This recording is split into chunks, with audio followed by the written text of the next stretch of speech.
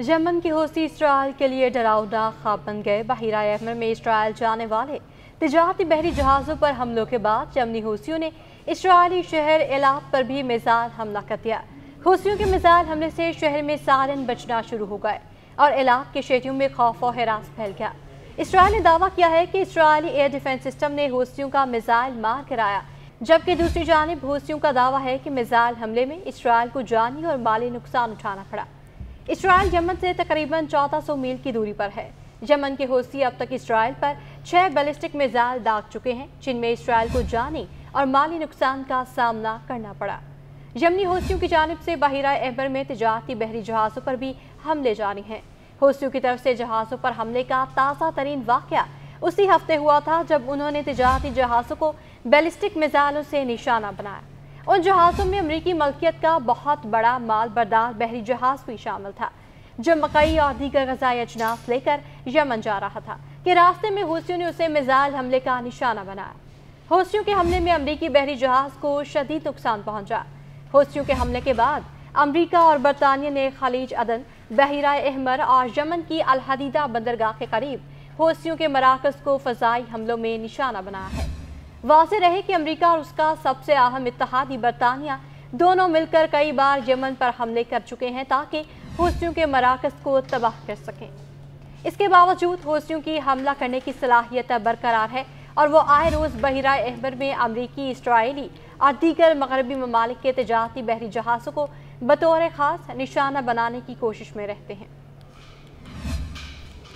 अमरीका ने ईरान की हिमायत याफ्ता हौसियों की तरफ से बहीरा अहमर में तिजारती बहरी जहाज़ों पर अंधाधुंध और बिला इम्तियाज़ किए गए ताज़ा हमलों की मज़म्मत करते हुए कहा कि हौसियों की ये कार्रवाइयाँ दहशत गर्दाना हैं।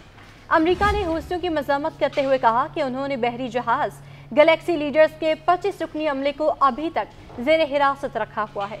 उनमें कम से कम 5 मुख्तलिफ मुल्कों के बाशिंदे शामिल हैं।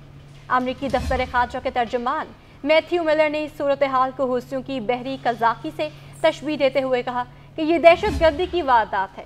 इसके जवाब में हौसियों का कहना है कि उनके ये हमले गज़ा के रहने वाले फ़लस्तीनियों के साथ इज़हार यकजहती के लिए हैं। जब तक इसराइल गज़ा में जंग बंद नहीं करता, हौसी ये हमले करते रहेंगे।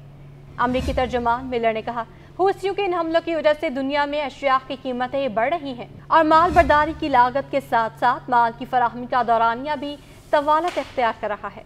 हत्ता कि उसने इंसानों की इंतहाई बुनियादी ज़रूरत की अशिया भी उन तक नहीं पहुँच पा रही, जिनमें खुराक भी शामिल है। मैथ्यू मिलर के मुताबिक हौसियों की वजह से जहाँ जहाँ इंसानी बुनियादों पर इमदाद की ज़रूरत है, बाशमूल सूडान, एथियोपिया और यमन, ये अशिया पहुँचाने में गैर मामूली रुकावटें पैदा हो रही हैं। गला और खुराक समेत बाकी अशिया भी उन तक नहीं पहुँच पा रही। हौसियों के इन हमलों के नतीजे में भी गज़ा के फ़लस्तीनियों को भी कोई फ़ायदा नहीं हो रहा। अमरीकी तर्जुमान ने मज़ीद कहा कि वाज़ेह रहे, गज़ा में अब तक 30,000 के करीब फ़लस्तीनी शहीद हो चुके हैं।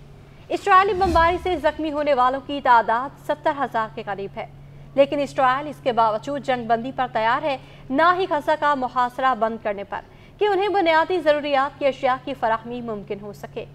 आलमी इदारे सूरत हाल को गज़ा के लोगों के भूखे मरने तक पहुँचा हुआ बयान करते हैं।